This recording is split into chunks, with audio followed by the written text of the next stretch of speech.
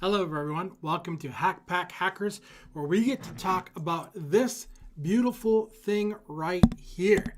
This is your portable tripwire trap hack. As you can see, there's a bunch of stuff on this little bad boy, and the best part about it is all except for this one. This is the only new component. Everything else in this is from the year one bots. You've got the balance bot with the ultrasonic distance sensor. I'll show you how to plug them in a little bit later, so you don't have to worry about that. You've got the trigger button from the laser tag. You can also use the button from the domino robot. This one is actually inverse the way it's set up, so it actually starts where it wants to be closed, and when it gets released, that's when it triggers. But you can change the code, and I'll show you that one too. Then you have the IR sensors, once again from the domino robot. Last but not least, you have to have obviously an Arduino along with breadboard, battery pack to make it a little bit more portable. Then we have the IR transmitter from the laser tag, so we use a lot of that portion. And then just for fun, we added an LED bar. This also helps with the testing phase, so that way you actually know that it's working without having to be fired on by your IR turret the whole time. So that is the tripwire trap. That's so hard to say when you're trying not to think about it. So let's go ahead and continue down this path. So we're going to show you how to get all of them wired up. The nice thing is you just select one of them for whatever trap you're trying to do, and then get that set up, select it in the code of which mode you're trying to use, and then you are good to go. After that, it's set up.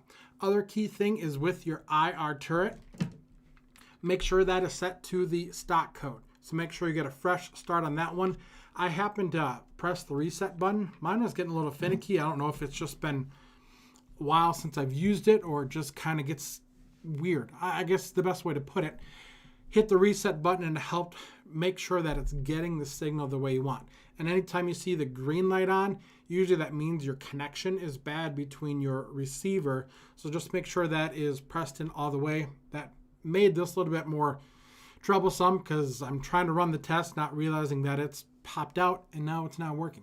So think about all those little things as you are going about your day, trying to get this trap set up.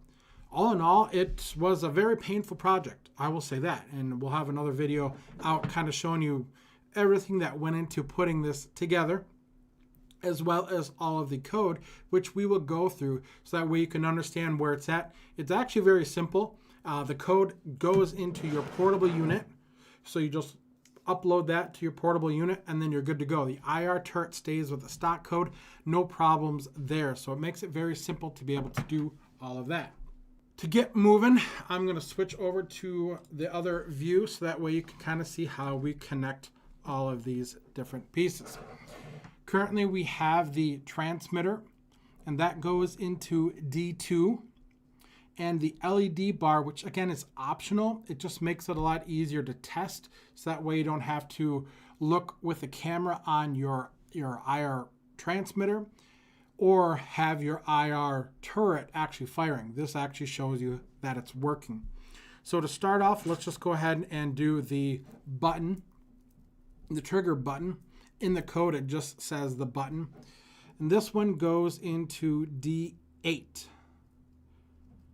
So this is where you have to be careful as you're plugging them in to make sure you're in the right one. Go to D8, plug the black one into the normal ground, and it's as simple as that. The key here is we want to make sure that we are set up on the right code for the button. So let's go ahead and load that up. Make sure it is that current one. All right. So I've got my code on my other computer so that way you can see it all. And I'm going to re-flash this or re-upload it with the button code. See that it is loading. All right, should be good there. And as you see, now that I press the button, hopefully, we've got a red light. So this makes it a lot easier, obviously, instead of trying to see through the camera, which, as you'll notice, I had to do that initially. And before I realized if I just add an LED to see this, it would make my life a lot easier. So that's what I did. It also can be used if you want to keep it on as a distraction. So if somebody's walking by it, it actually will go red, may draw their attention to that, so that way they get hit by the IR turret without them even knowing it's coming. Something to think about as you're planning your approach for your trap. So we do have the lights coming on and off based off of the button. As you notice now, it's not coming on. I put a 5 fire max limit currently in the code. One of the downsides, the button's not an issue because that one's based off of pressed, but the ultrasonic distance sensor or other sensors, it will keep saying to fire non-stop while you're in the way.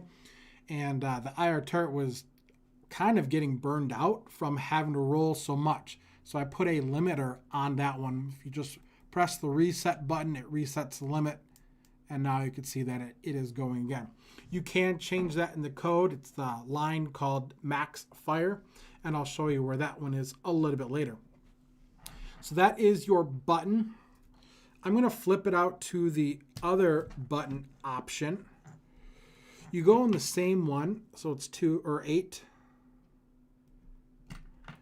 This one has both the ground and the current or the power, so you have to make sure that's in the right spot. Now, the big difference here, if we reset it, is with the button not being pressed, that's triggering already. So if I press it down, press the reset button, as you can see now it's waiting, and then it's triggered as you release it. You can change this in the code so it does the opposite. It's very easy. I'll show you that a little bit later. It's one word. Just have to change one word. It's very easy. So you have the 2 buttons that are very easy. They both go in D8. We'll set those aside. The next one we're going to do is the distance sensor. We've had a lot of this one done, so you'll find a lot of other hacks with this one. This one just makes it portable, so it's a little bit different. The ultrasonic distance sensor is one of the few that really doesn't need to be portable, but nevertheless, you can make it portable now. So this way you can set it against like a doorway is kind of the idea. You have the wall here, the door, and that way anybody walks past it, then you can trigger it. So that's kind of the idea with making this a little bit more portable instead of it having it on the IR sensor and trying to gauge the distance this way. Makes it a little more, like, again, like a tripwire where it just knows where to go. The code, we'll have to go through that one because that one's a little bit different where it's just, if it's a shorter distance set up as a tripwire, if you want to do it something different, using one of the other hacks is probably the best way to go. So to wire this one up, you've got your black and red, normal. And where this one gets a little bit tricky, I'm used to seeing on the back or the front, wherever it is, where the label is, the trig and echo pin on my other one. On the back of the balance spot, this is the one we get from the balance spot, it says TX and RX. So that took me a bit to figure out which one I'm going to plug into. You'll see in the code that I've actually named them to the TX and RX just to simplify it. Simply put, the yellow one goes into 7 while the orange one goes into 6.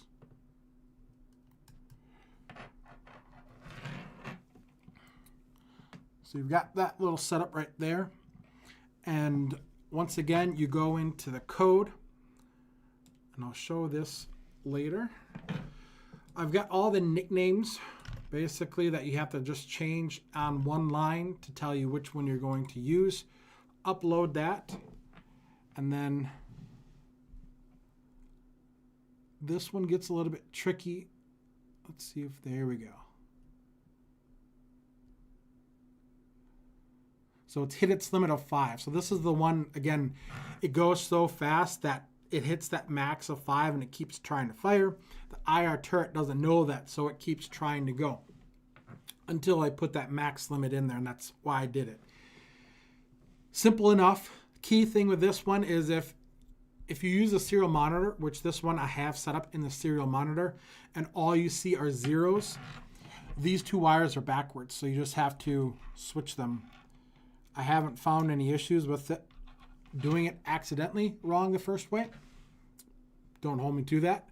But if you all just see zeros when you're underneath that distance, just have to flip the wires. Currently, I've got this set up to 60 centimeters, which is just under 2 feet. Again, when you're setting it up on the doorway, the door is not more than 2.5 feet. Somebody's not that skinny to be able to sneak by.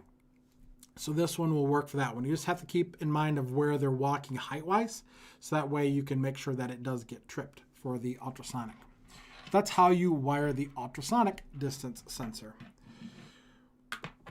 Then we have the IR sensor, and this one goes in pin 3, which is right next to the transmitter. And again, black and red go in their normal spots. Right now, even though I'm not switched to it, you can see the IR receiver is responding. To go over that one pretty quick, even though this one with the Domino robot needs the black tape versus the not black tape, the reason why is because the distance is staying the same, and the black tape is a way of making it think that it's not being triggered. So that's the key thing with using the black tape, is it prevents the IR signal, the light being sent, from being received back. It absorbs it all. So this one, you can use the black tape. More so, you just use it as a very short distance sensor. Let me upload it quick and I can show you how that works. So right now, it is set that when you get close enough, that's when it goes off. You can easily switch that where it's the opposite, where it's close enough, and then once it goes far away, that's when it triggers. So depending on your situation, each one of these different types of triggers are more useful.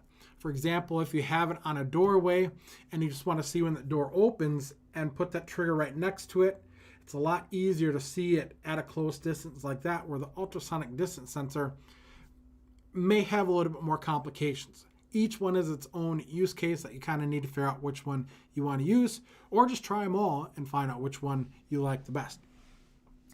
I see this one best for like sliding. For example, if you have one of the mirrors in your bathroom that slide, hiding that behind it, and then once it pops out, then it triggers it. That would be a good use case.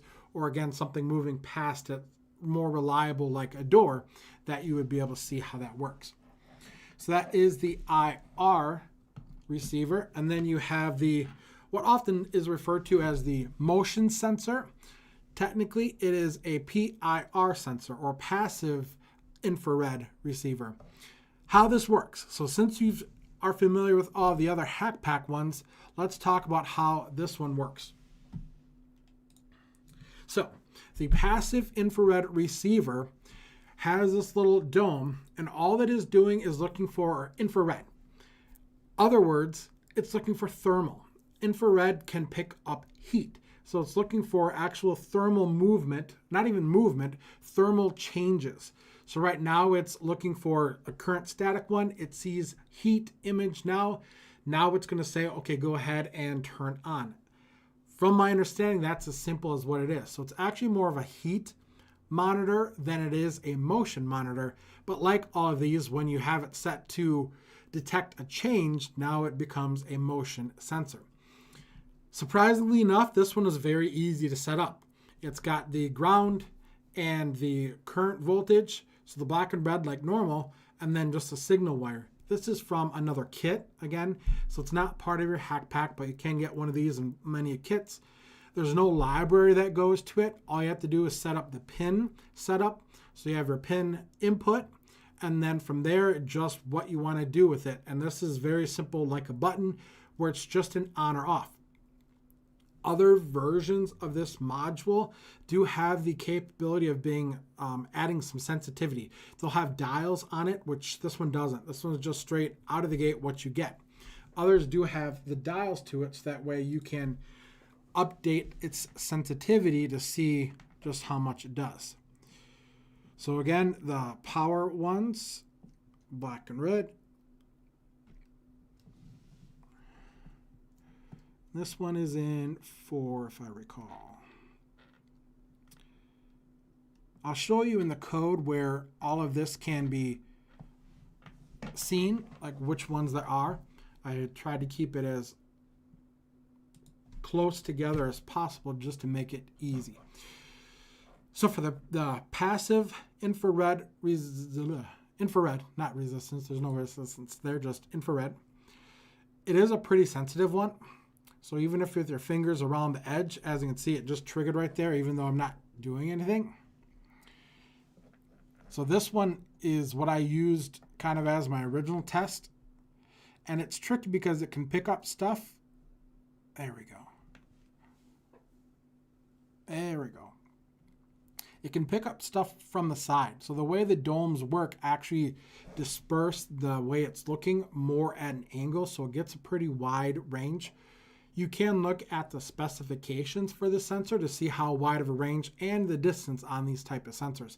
This actually works from several feet away, which caused problems because as I'm setting up my IR turret to be able to fire at me, it would pick up when I turned on the IR turret because I forgot to turn off the portable unit, and it started firing as I'm walking towards it.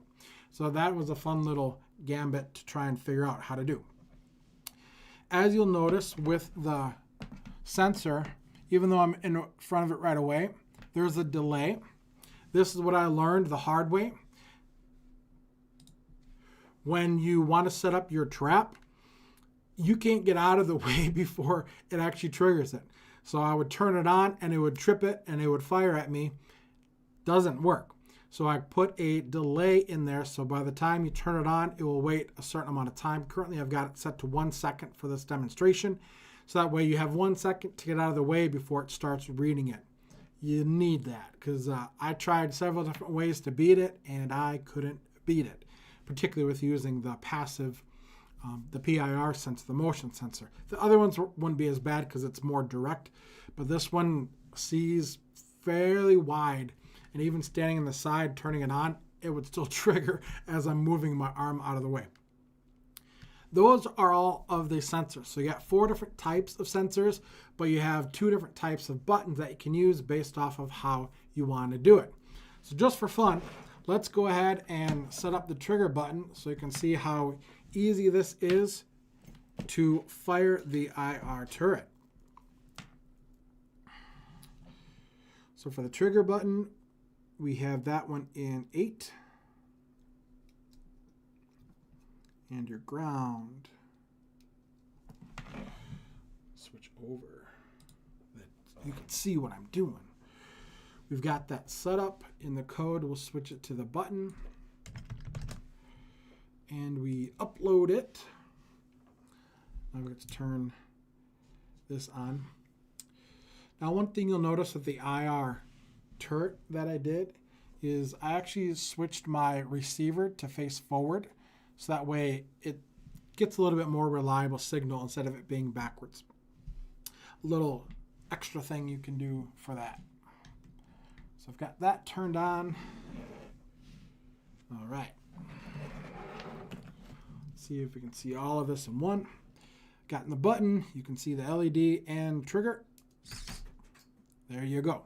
One thing you can do, I've got mine set to trigger and fire 1. With the hack, I would switch it to do the fire all. I've got both codes in there so you could switch them out however you want to see that. So once again, quick little fire, you are good to go. And that's how easy it is. And this actually has up to 15 plus feet of distance. It actually will shoot, the IR transmitter will actually shoot further than what the IR turret can actually shoot. So you got a lot of range that you can do with the IR turret. So that is that so far. So let's go ahead and actually switch to the code so I can see how all of this works. So that way you can grab all of your sensors and get this set up. So here we are in the code. Let me turn these off quick. All right, so at the top, you've got all the normal stuff that you would expect to see. This trigger selection, these are just the options for the 4 types of modes that you want to use. You'll see them in the switch case down below. Very simple, very straightforward. Again, this just gets uploaded onto your portable unit. The key thing here is these are all of your buttons that you need to set up, all your triggers, sorry. So this is what we just went over. This is your pin configuration, so it goes in 8 for your button. I have a little note as well as what it's used for and where you can find it. So this could be the laser tag or the domino robot, and then you set up the button configuration there. Fairly straightforward, we already went through there. This is the key section right here. So if you want to make changes to which one you're using, this is the line of code that you update. You have the button option, ultra distance, the IR, and then the PIR. So these are the 4 options that you can switch to as we've gone through it based off of what situation that you have. This is if you want to change that max fire. I currently have mine set to 5, so that way it won't fire more than 5, particularly on those that will continuously fire, not like the button. Delay time, this is that waiting until you have enough time to get away. So when you turn it on, it will delay currently 1 second before it actually starts running the rest of the code. Switch this from fire, right now it's on fire, or this little section right here is the fire all code in the IR turret. So again, you don't have to change anything in the IR turret code, it's all driven in here. Just make sure you do have the stock code on the IR turret if you're having some problems. For the ultrasonic distance sensor, this is how far it will trigger. So up to 60 centimeters, it is looking for that. With the library new ping, you just set a max distance. Anything past that, it will just zero out. So basically, you set the max on this, which is in this little section here, to this trigger distance of whatever you want it to trigger underneath. So if your doorway width is 70 centimeters, you definitely want it to be less than 70 centimeters. So that way anything between the ultrasonic distance sensor and that range is what will trigger it. Kept it very simple. If you want to do the inverse where you're actually looking to see something past a distance, you're going to have to switch the code. This only looks for anything moving closer than the 60 centimeters or whatever range you have set up in this line of code. Couple little setup things, nothing big deal. If you do use a different LED bar, so for example, we use the LED bar from the stand guard and the balance spot has 8 LEDs. This is where you can change that LED count to whatever LED setup that you have. In the void setup, we just tell all the pins how they're interacting and get the strip to show. Nothing hard here, fairly straightforward. The magic happens in this trigger function where it's just asking whether or not it should be triggered, meaning should I send the signal to the IR turret. This is where we look through all the different options based off of which mode you are currently in. So it asks what trigger option we are looking at. We have the button option. It will check the code, basically confirms we have the button set up. Now, is the button triggered? This is that little code. And then if it is triggered, tell it, yes, it is triggered. Simple. It's that easy. And by doing multiple case statements, now I could do all 4 trigger options right in here in this little statement. Very simple. This is where you can make some of those modifications to the buttons. For example, we were talking about the button from the domino robot. So you've got the domino robot one that is triggered when it's actually released instead of pressed. If you want to switch that, go the other way, this little line of code is how you do it. You just switch it from high to low. If you want the opposite reaction, you just switch it back to low. And what you will notice for a lot of these, the PIR, the motion sensor, is the same exact way. If you don't like its current response, do low, which I don't see a reason why you would do that, because you actually want to see the motion past the PIR one. You probably want to change, but the IR pin, if you want that to detect it, and then when it moves away to switch on, this again is where you'd switch it to high. It's as simple as that for all of these. The ultrasonic distance sensor is really the only one that requires some extra pieces, and that's telling it how far at the beginning you allow it to look, and that's where that max range is. If it's less than that range, then that's going to trigger. It's as simple as that. For the loop, it's just asking about the trigger and then how much it should be firing, and this is where it looks for that max fire amount. If it's less than that, it just skips it, keeps the LED blank, so there's nothing on that. Otherwise, the rest of it just changes the LED to red, sends this IR pulse, this function down here, which is what sends the pulse from the IR transmitter to your IR turret. This is just a little chunk of code that we grabbed from the laser tag, and you just bring it right over. So this is, in a nutshell, the entire code for the tripwire trap hack with a portable unit. It's as simple as that. Grab this, upload it to your unit, select which sensor you want to do, plug it into the right spot. Again, the LED is optional. It definitely helps when you're testing to make sure it's set up the way you want, but then you could take it off so that way you don't highlight that you have it there, or again, you could use it as a distraction. Otherwise, if you have it at a perfect spot that they can't see it anyway, no need to have it. Then you've got your IR turret set up wherever you want. You can add more code on the IR turret side. For example, if you want movement after it gets triggered, you'd have to create your own function, tell it a specific different function other than the fire or fire all, and then call that. So you can go plenty of other different options with that now that you have this whole setup. Essentially, this just gets it to trigger. Trap it, and then you are good to go.